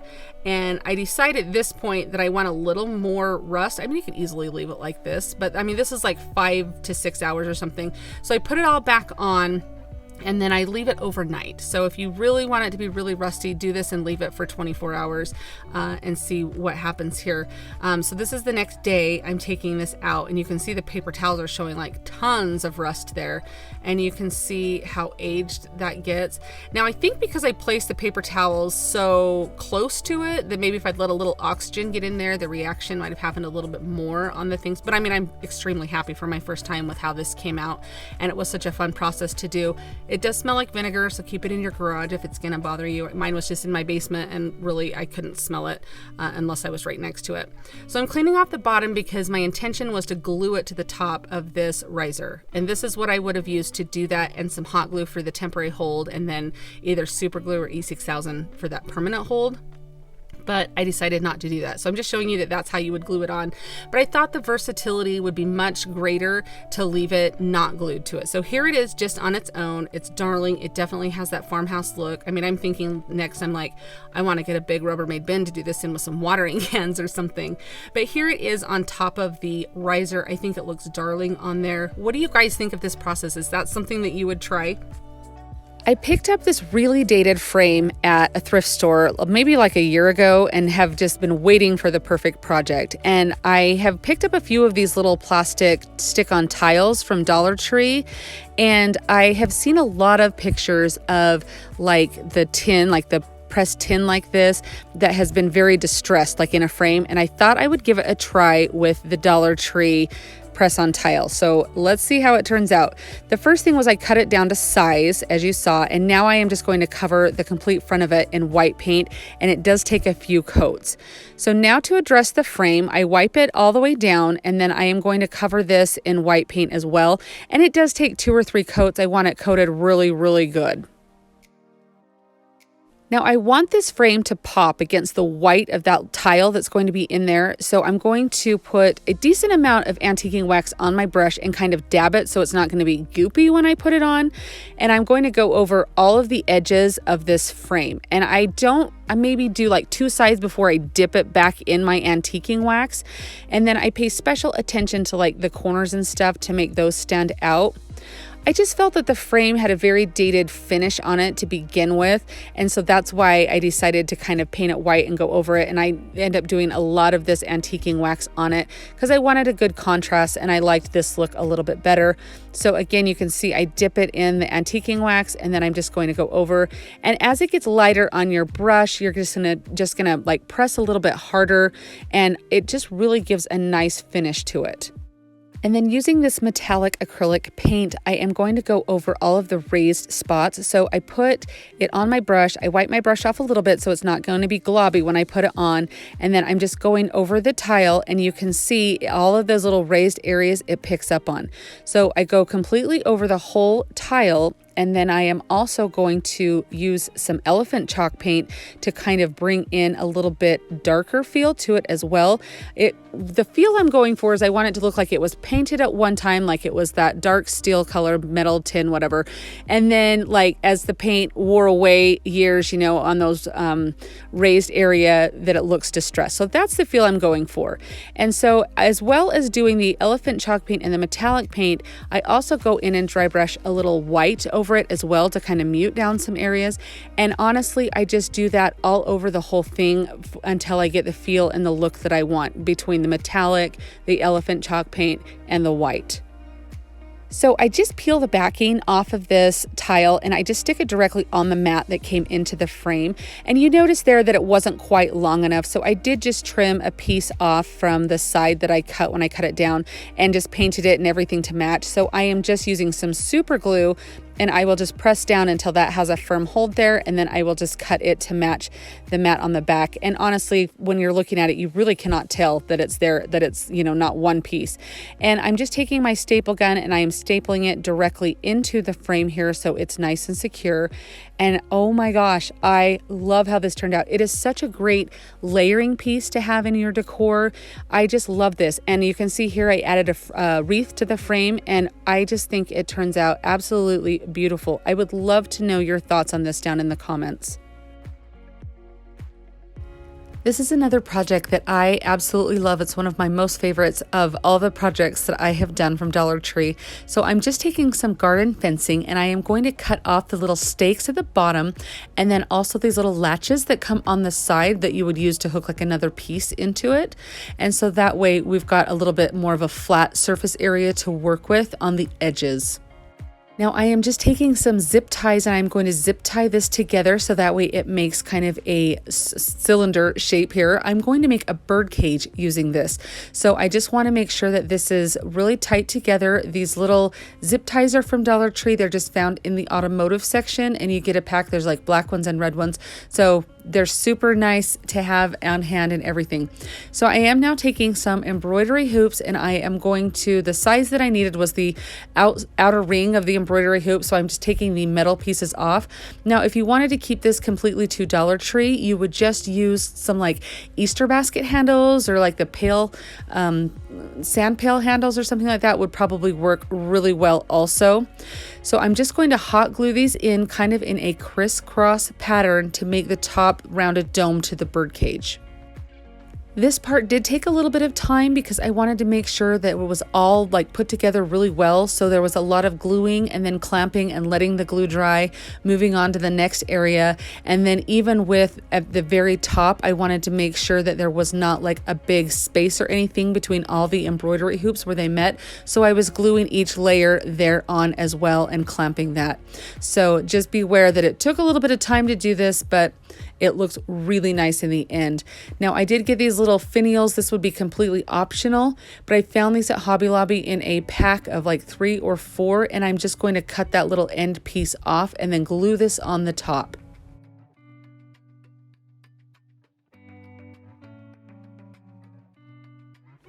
Now I take this out to spray paint it. You could paint this any color that you wanted. I can think of so many different fun colors it would be to paint this, but I chose to do mine white because I wanted to put a plant in it and have that greenery pop against the white, but so fun to do so many other colors. So I just make sure I give a really good, takes a couple of coats to get the inner part of that garden fencing covered. And then I take it inside and after it's all dry, and I'm going to use my Emery board and I'm going to just kind of rough this up so that black from the garden fencing peeks through, so it looks like it's been wrought iron that was painted that is now kind of wearing off, I guess.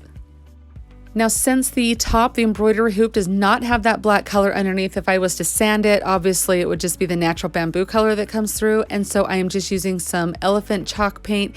You could use mineral, whatever color chalk paint or paint you wanted to use that kind of had that darker tone to it to kind of make it look like it matches the garden fencing. But look at how cute this looks when it's all done. I think this turns out so cute. I love putting plants underneath this. This is one of my most favorites. I picked this sign up at a garage sale last summer, and I absolutely love the little faux shiplap slats that are in there. Now this sign is cute the way that it is, but those colors do not match my house. They're kind of a little dark and drab for the fall colors that I do. So I'm excited to brighten this up and make it every day. So I take it out to my garage and I just sand it down really good with my electric sander so those letters aren't going to be peeking through the paint. And then I'm just using my little fingernail file here to do a little touch-up sanding if there were any areas that I needed to focus on, or once I got it under better light, I could kind of see some areas I needed to sand a little better. Then I just take a baby wipe wipe and make sure that all of that grit and everything from sanding, all the dust is totally off of it before I start painting it.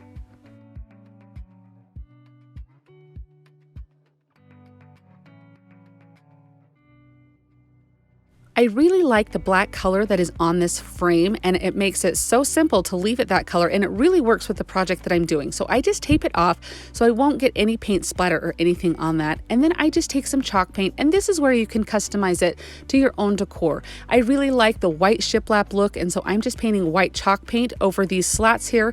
I do one good coat, let it dry, and then go back over and do a second. You can do however many coats it would take to cover your project. Just know that when you're using white paint, you can kind of see my first coat there is not super, doesn't have a lot of coverage, so I'm just using my heat tool there to kind of dry that quickly so I can kind of move through this. The second coat has a lot better coverage since it is that farmhouse style and it is rustic. We want it to look a little bit aged. It's okay if you can see a little of that original base coming through. Now I'm just going to remove the frame to reveal that black portion of the frame, and I will go through and sand all of the edges and the corners to make it look even more distressed. It was already beat up kind of a little bit, so I decided just to embrace that since it is farmhouse, and we're just going to sand it a little bit more and make it a little bit more aged. Now, can you see those slats where the shiplap is? You can see the paint pooling there. I really liked how that looked. It just kind of gave it more of that aged look. Now, I got this frame at Hobby Lobby. It was on their clearance, so it was about $5, it looks like there, and I loved how this looked. It was the perfect size for this. You could do whatever shape of wreath you have, whatever color, make it for Christmas time, fall time. You can change this out however you would like to do that. I have this thick burlap ribbon, and so I am just going to make this hang from the burlap ribbon. So I just cut a length of that, and then I am just lining the edges of that ribbon up. Now, I really wanted this to be sturdy hanging from this. I didn't want it to go over the top of the frame to the back. I kind of wanted to put it underneath, if that makes sense. So I just kind of pry that shiplap a little bit until it opens up there. And then I'm just going to feed that burlap ribbon through over to the back edge.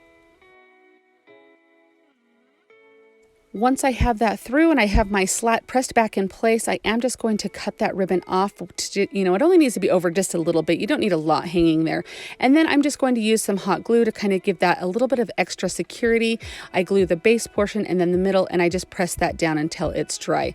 Now, it does have these little sawtooth hangers. I do take one of those off. I use a hammer to place it on the back there so I can hang it the correct direction. However you would like to hang it is up to you, or you can even just lay it, stand it up against something. So now I just had to decide if I wanted the wreath to go in front of the burlap ribbon or behind. I chose to leave it behind. That's a matter of personal preference. I am so pleased with how this came out. I absolutely love this. It is perfect for everyday farmhouse. I can even change the wreath out for different seasons. Next time you're at your thrift store or a garage sale, look for these staple pieces like this that maybe you don't love the design and you saw how easy it was to change and make it super neutral. I decided to peek in at Hobby Lobby's clearance this week, and I found this sign here. You can see the original price there and what I ended up paying for it. It was 75% off, and it's not a sign that I necessarily need that saying on. However, it is a very sweet sentiment, a very sweet saying, and is totally true, but I bought it with the intent to cover it up, or just to use it as a blank piece, because a lot of times you can get some really nice pieces in Hobby Lobby's clearance, and you can kind of tailor them to match your own decor.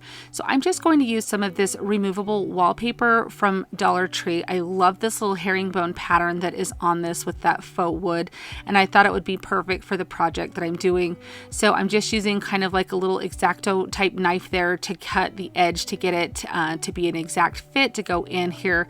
And this removable wallpaper is so easy to work with. I'll show you with the next piece, I don't get it lined up quite right, and it was super easy to be able to peel it back, line it up again, and it still had a really good adhesive on the back of it. And so I'm just going around all of the edges here. I kind of matched the edges before I placed it down, just so if I needed to clean anything up with any scissors or anything, I could do that. But you can see this last piece here, because my one piece wasn't quite big enough to cover the whole thing, but I don't have it lined quite up, and it just peels right back so easily, and I'm able to do that a couple of times to get it lined up. and it goes down. There's not a problem with, and I apologize for my hair in the way here, but it really worked out really well, and I thought it looked super cute. Now this is just the back of one of the round signs from Dollar Tree's seasonal section. You can use a wood round they sell in their Crafters Corner now, or Crafters Square, excuse me. And I just paint it white, and I did go around the edge with a little bit of black to give it an enamel look. And I'm taking one of these little Farmhouse chickens from Dollar Tree, one of these little tins. I actually one day walked into my Dollar Tree and they had some of these little tins, and I think they're so cute, so I was so excited. But I decided to paint it black, and then I just put a couple of tumbling tower blocks on the back side of it, so that way it'll pop out a little bit from my round here when I glue it down. It gives it a little bit of a three-dimensional look, which I personally feel that kind of adds a little extra touch, makes it look a little high-end or something. Now I'm taking some floral foam here. I think this is actually just styrofoam that I'm using here, but I just get this at Dollar Tree. It just comes in the little squares there in the floral section, and just using some hot glue. And you may want to, wear on this removable wallpaper and the fact that this is styrofoam, use a little bit of E6000 as well to give it that permanent hold. Otherwise it kind of melts the styrofoam and it doesn't adhere the best to that removable wallpaper, the texture on it. So just keep in mind use of E6000 or some super glue with the hot glue. So once this has completely dried, then you can start to place some florals around it. And this is where you can really tailor it to your own decor needs, or what style you want, or what season you're working with. And depending on the size of your pieces, like your background and your front piece will depend on how many florals you need, and if you need to cut them down, or if you want them really long, or what shape or anything like that. So you just kind of tailor it to the type of sign that you're making. Now I have made a couple of these three-dimensional signs or 3D signs on my channel, and I get a big response from them. Everybody loves them. It's something I haven't seen a lot of other crafters do, but it's something that I've made for several years, and I just think they're so fun because it's kind of like the combination of a wreath and a sign together, and it just has so much texture, and I just think they turn out so cute. So you can see I just glued that front part on, and look at how darling this is. And you can put whatever you want on that front piece. It doesn't have to be a chicken. You can make it say something fun, whatever will match your decor. I just love how this turns out. When I saw this vase at my thrift store, I knew I had to have it. I did not love that caramel toffee color of it, but it had a great shape, and I really thought that I could take it from this Venetian look to make it more of like a French farmhouse look. Now I easily could have spray painted this, which would have been probably a little bit easier, but the day that I was painting this, it was very cold outside. I was not able to get out and spray paint, so I just decided to use some chalk paint. So just so you know, there's different options if you're not able to spray paint, or if you prefer to do that. But this one, I went back and forth between using the little sponge brush there and just a chip brush, whichever was giving me better coverage. There was a lot of little like pock marks almost in this, like little indents and stuff that I needed to kind of zhuzh that paint into to make sure that I had the full coverage that I wanted. So it did take a minute to kind of get this covered, but I really like how the coverage turns out. It's so fun to be able to get something from a thrift store and tailor it to your decorating style with colors or different types of things. So just know you can customize anything like this to match your decor. Now, I first started sanding this because it has all these little raised areas on it, and I thought I would try and sand it. And as you can see, it literally was like eating my sandpaper. And I didn't want it really to ruin my fingernail files if it was doing this just the sandpaper, because those are a little bit expensive, the kind that I buy. So I ended up going to chalk paint, like an elephant color chalk paint or just like a gray color, and I would dip my finger with a baby wipe on it into a little bit of the paint and then lightly brush over each of those raised areas. I did like how this looked, but I actually wanted a little bit of a deeper, like more, have that pop a little bit more, if that makes sense. So I eventually switch what I'm doing. I go all over like this, and you could leave it just like this. Now, if I wanted it to sand a little better, what I should have done was put wax on all those raised areas or on different areas. So when I went to wipe it off or sand, that paint would come off easier. So that was the mistake that I made with sanding. So just in case you want to know that. But what I ended up doing is just taking a chip brush, and I'll just dip it in the gray paint. I kind of take a little bit off of it by putting it on a paper towel, and then I lightly go over those raised areas. And I really like the way that this distresses it, and this comes out and brings all of those little raised details, how it makes those all pop, and it gives it that very vintage, aged look. I love that. I think this turns out absolutely beautiful. It is so fun to be able to change out the different florals for different seasons. It is neutral enough that it can be for everyday decor. I love how this turns out, and I loved how the detail ends up looking.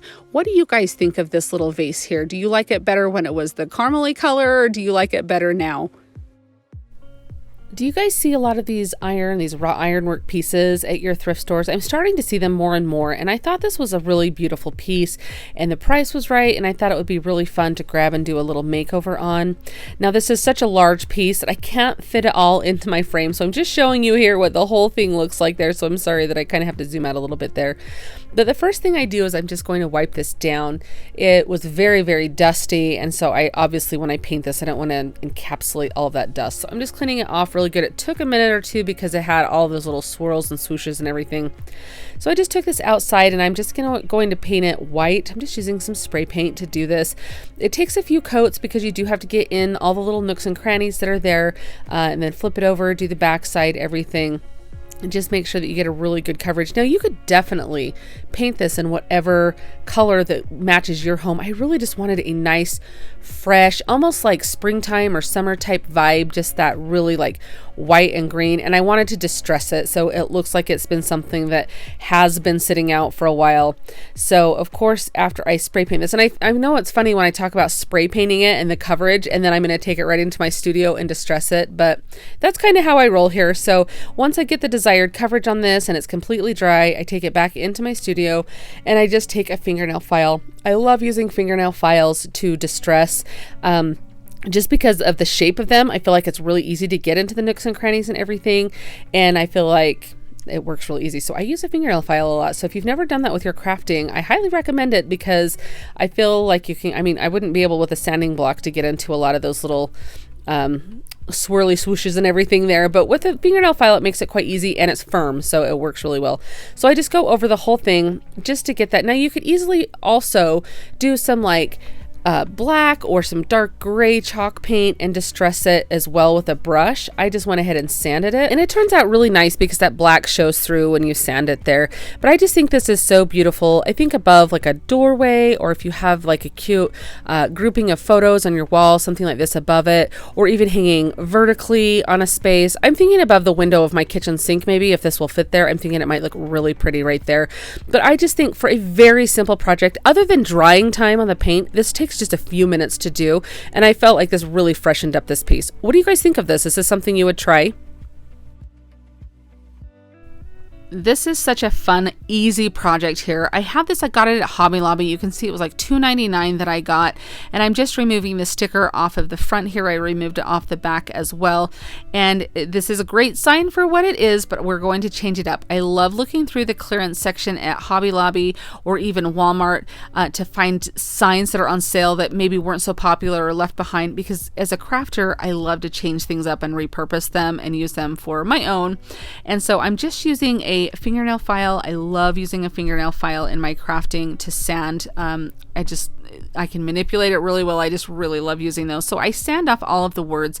Now I'm showing you there, this is from Dollar Tree right here, and you could definitely use this. I have something else in mind for it, or else I probably would have used that. So if you see those at Dollar Tree, pick them up, and that way you can continue on with the project very easily. So now I'm just taking some white chalk paint, and I'm just going to cover up that area that I sanded. We're going to put something over the top of this, so you're not really going to see it, but I just wanted to make sure it was kind of uniform. Now, this is from the Dollar Tree calendars from this year, and it's from the February page, and this is the farmer's market, and you can see here this one I couldn't use the front because the words were a little too long for my thing. You can see the front says farmer's market, the actual page says garden on there. Look at these cute. I'm so excited to use this calendar in so many different projects. So I kind of used my thumbnail. You kind of see the indentation. I laid that on my sign and kind of did that around the edges, so I had a template of where to cut. Now the front page, if you can use on your surface, is a little bit thicker, and so just to let you guys know when you do your crafting, but it had that words on the bottom of it that said like 2023 calendar or something. I don't want that on my DIY. So that's why I'm using the actual page here, but I just think this is so beautiful. Now I'm just using some Elmer school glue. You guys know that this is like my best friend with crafting. I have, and it's particularly this purple Elmer school glue. I never have any problem with it peeling up, especially if you, like on a paper project like this, if you seal it at the end with some spray clear coat or Mod Podge or something like that. But I really find that I have a lot less wrinkling than I do with Mod Podge. Mod Podge and me sometimes get along, sometimes we don't. And I really feel like I always get along with this school glue here. So I glued the surface there, put it all over, and then I just do the edges of the paper as well, because I want that double bond. And I want to make sure that you get all of the edges, because that way when you place this on, it's not going to peel up. So I'm just checking the back to make sure I have it set correctly, because it's got a little stand on it. I didn't want to do it upside down because I'm notorious for doing stuff like that and having to redo it. So I'm just carefully lining up the edges here, and then I'm working from the center out to help push this down and alleviate or eliminate any wrinkles that you might have. And you can kind of see I'm rubbing some if I start to get any wrinkles, and just very lightly push this out. And depending on how thick your paper is you just don't want it to tear or anything like that. Now I do have this Mod Podge roller here. I'll link that down in my description box. I love this thing, and it really helps just kind of get a really good bond between that paper and the surface that you're working with. And then I did just pull my little Cricut scraper out. You can find these at Dollar Tree now. They're really, it's not the Cricut brand, it's a Dollar Tree brand, but I mean, it works just the same. And I just kind of help flatten that out. Now I'm taking this little stencil brush and I just kind of dipped it in some white paint, and I'm just kind of going to make this look a little more aged than it looked. Completely optional, completely a matter of personal preference. I just feel like sometimes it takes a sheen off of the paper, so it doesn't look super glossy, so it looks kind of more, I don't know, less like a calendar page and more like a piece of art, I guess. I hope that makes sense. Anyway, but I just love how this turns out, and I think it is so cute. It was so simple, so inexpensive, and Dollar Tree has some really great pictures. So hopefully you can find some of these calendars or use this idea from maybe an older calendar that you have from last year. It's such a fun project and so perfect for springtime. I would like to thank you so much for taking time to watch this compilation mega video. It really means a lot to me. Did your favorite make the list? Did you see something new that you enjoyed? I would love to know down in the comments, either one of those. I always love reading what you guys enjoy seeing. I hope that you have such an amazing day, and I'll see you next time. Happy crafting! If you like the video that you just saw and you want to keep crafting together, here's another video that you might enjoy. And as always, remember to like and subscribe. Thanks so much for watching. I'll see you next time.